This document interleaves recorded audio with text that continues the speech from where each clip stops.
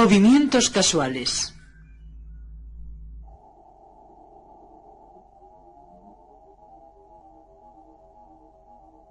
Movimiento. La mayoría de los movimientos que vemos son organizados, ordenados, y siguen una trayectoria definida.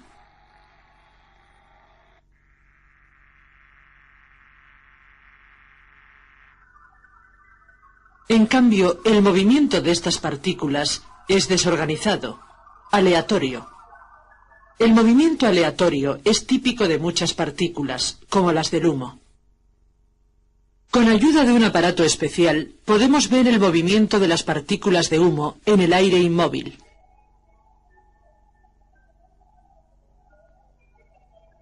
La misma clase de movimiento se da en partículas de pintura dentro de un líquido, en gotas de leche e incluso en las células vivas. Estas partículas se mueven porque están siendo bombardeadas por todos lados por partículas más pequeñas, moléculas, que no podemos ver. Esta reproducción ayuda a explicar lo que hemos visto al microscopio. Las bolas representan moléculas y su movimiento representa el de las moléculas. A la bola azul grande la empuja el choque con muchas pequeñas. De modo similar, las grandes gotas de leche son empujadas por muchos choques con moléculas invisibles de agua. Las moléculas se mueven porque tienen energía cinética, energía de movimiento. Lo que llamamos temperatura es una medida de la energía cinética de las moléculas. Las moléculas se mueven más rápidamente al subir la temperatura y más lentamente al bajar esta.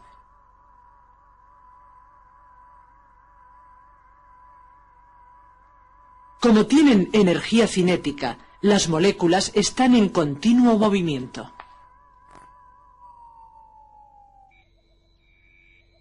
Difusión.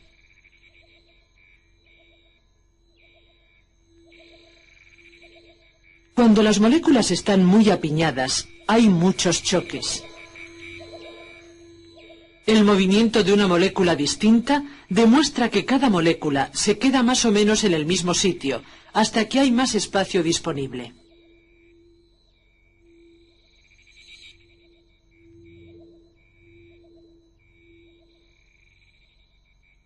El movimiento de moléculas desde una zona de mayor concentración al de otra de menor concentración se llama difusión. En estos experimentos, la difusión de moléculas se representa por medio del color.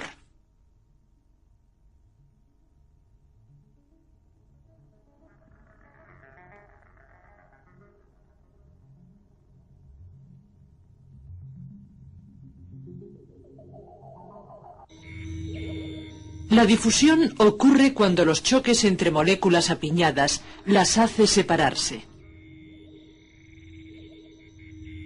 Al final, las moléculas se distribuyen por igual en el espacio disponible.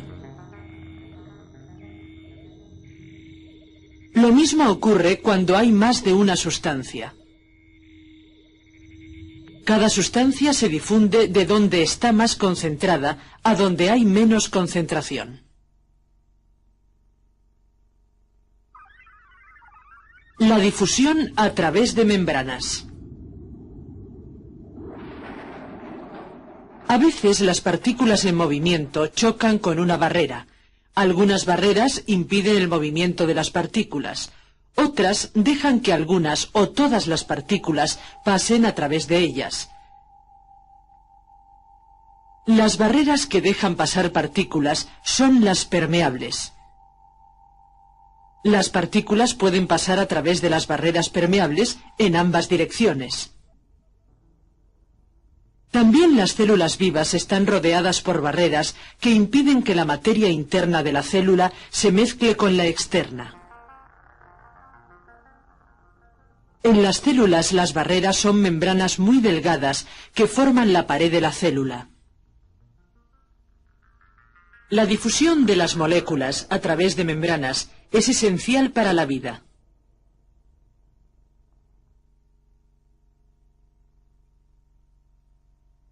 Haciendo un experimento con yodo y almidón, podemos aprender algo acerca de la conducta de las membranas. El recipiente está dividido por una membrana artificial que simula la de una célula.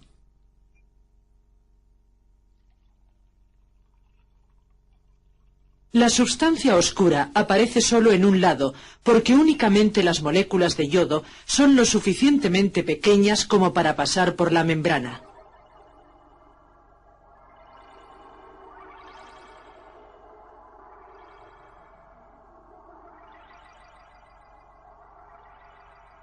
Las de almidón no pueden pasar.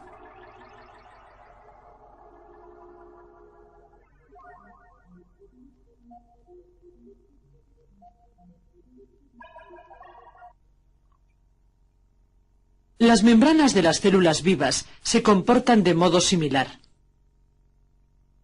Este recipiente contiene células vivas de levadura.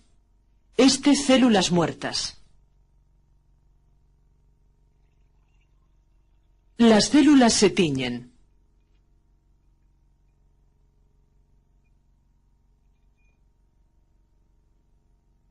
Después de un tiempo, el colorante ha teñido las células muertas, pero las vivas siguen claras. Eso es porque las células vivas solo dejan que se difundan por las membranas las sustancias esenciales e impiden el paso de las otras sustancias. Es decir, las membranas celulares son selectivamente permeables.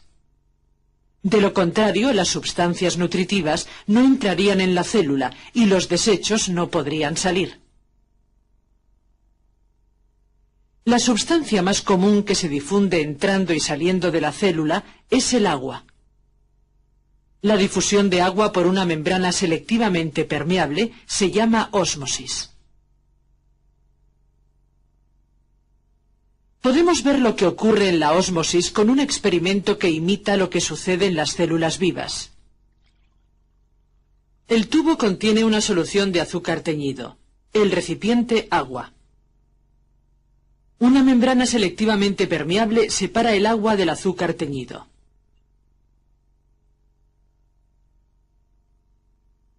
A los pocos minutos el nivel de agua ha subido en el tubo, pero no ha pasado azúcar al recipiente. El agua se ha difundido en el tubo porque más moléculas de agua encuentran aberturas en este lado, donde el agua está concentrada, que en este otro, donde tanto el agua como el azúcar golpean la membrana. Por lo tanto, más agua se moverá en esta dirección que en esta otra.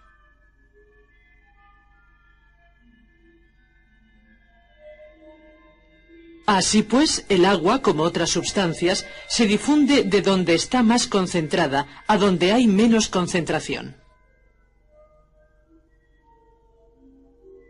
La difusión y la ósmosis en organismos vivos.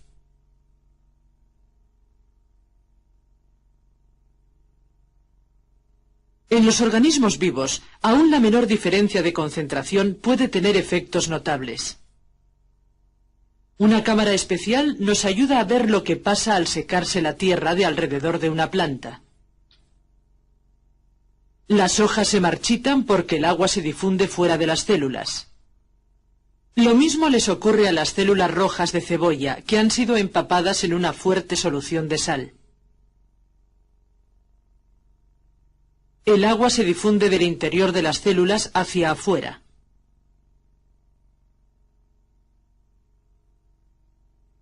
Ahora el agua salada se mezcla con agua destilada, con lo cual la concentración de agua será más alta fuera de la célula que dentro.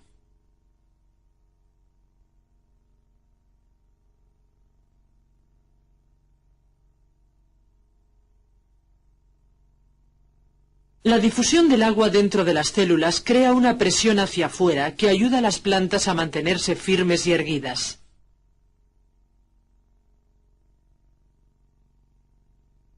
Cuando el agua se difunde dentro de muchas células a la vez, puede ejercer una gran fuerza. Aquí se mezclan judías secas con yeso húmedo que luego se deja endurecer. El agua penetrará en las judías secas.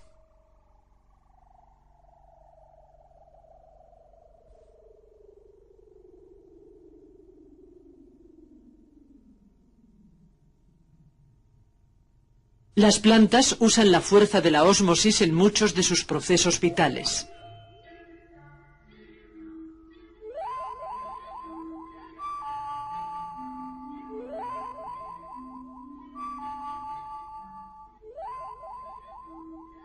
También en los animales muchas funciones esenciales dependen de la difusión. El pez obtiene oxígeno a través de sus branquias.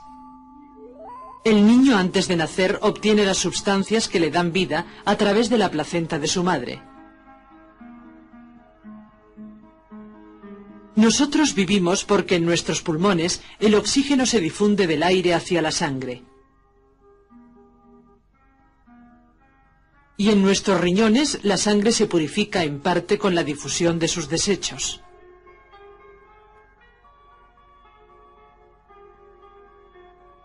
En cierta manera, la mayoría de los procesos vitales dependen de la difusión y de la ósmosis, dos de los más dinámicos mecanismos vitales.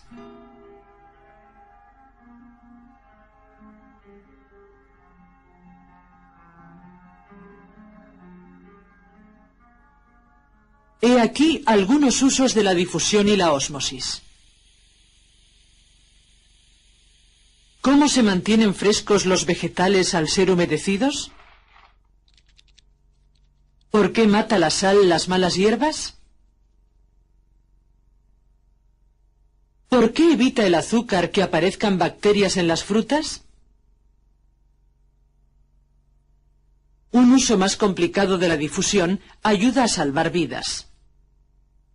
La sangre de esta mujer debe ser purificada por una máquina renal porque sus riñones no funcionan bien.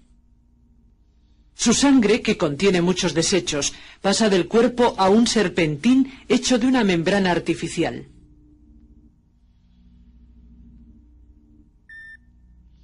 La solución salina fluye continuamente por la membrana. ¿Por qué se difunden los desechos de la sangre a la solución salina?